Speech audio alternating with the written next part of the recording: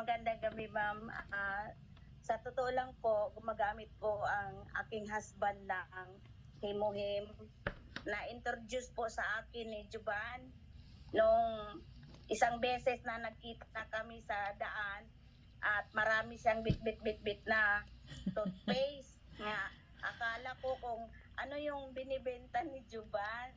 Tapos sabi ko, pahingi ako ng isa at itatry ko. Walang kagatol-gatol na ginamit namin ito. Tapos nagandahan ang aking husband kaya na maganda para sa kanya ito. Tapos siya lang ang pinagamit ko. Nung lumaon na, na-introduce ko rin ito sa aking mga friend. Tapos marami nang kumuha. Si Juban ang parang supplier namin nito.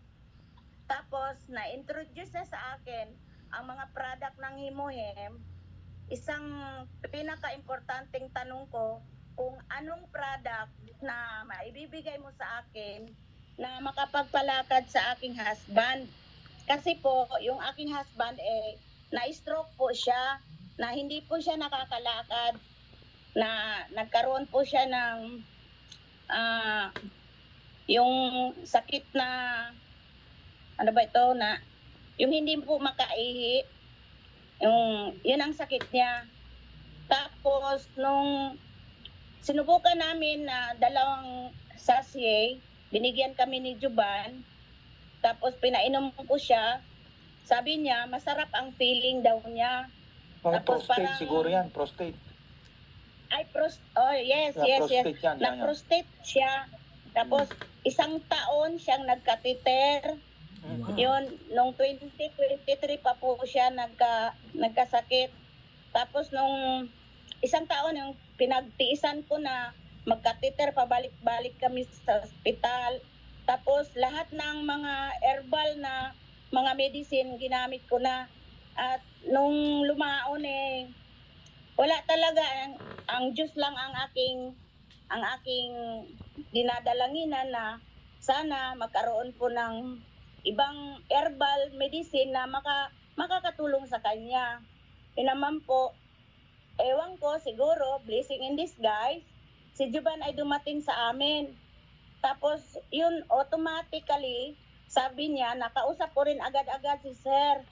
Sabi ni Sir na, itry mo ito, Nay, kasi baka itong paraan na to na makalakad yung husband mo.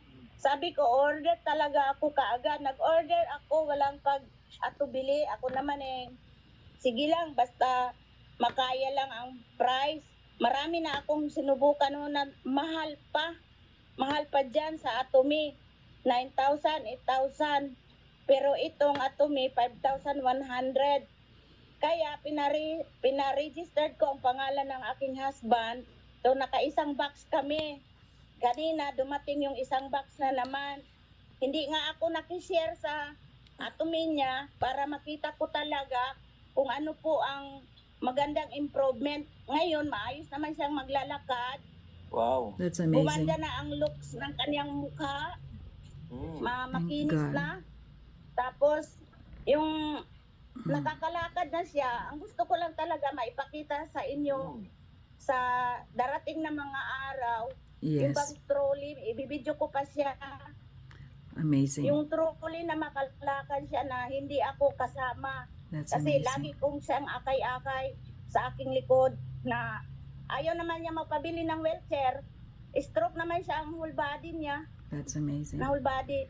Pero sa tulong ng Himuhim siguro, Oh ako my ay God. dumadalangin sa Diyos na talagang matulungan talaga at maipagmamalaki ko rin.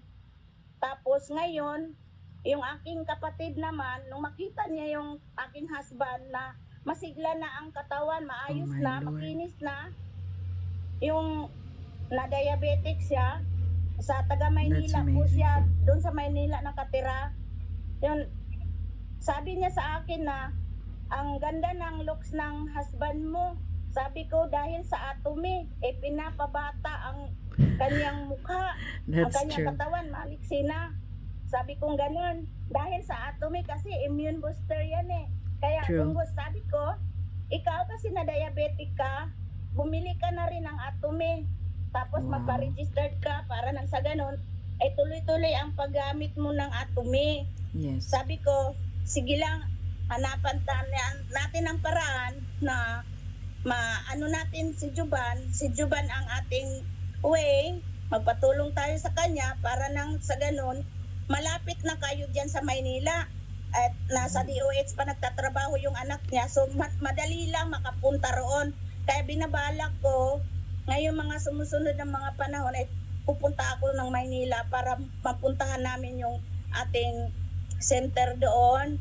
At yun na, wala akong ibang iniisip na magkapira. Hindi ako nag-iisip ng magkapira. Ang iniisip ko, paano makatulong sa kapwa sa Amazing. pamamagitan ng mga product natin. Yun lang po at maraming salamat kay Sir Ken, kay Juban. Utang ko sa kanya na na-introduce niya ang Himuhim sa amin. Maraming salamat anak at pagpalain ka ng Diyos sa inyong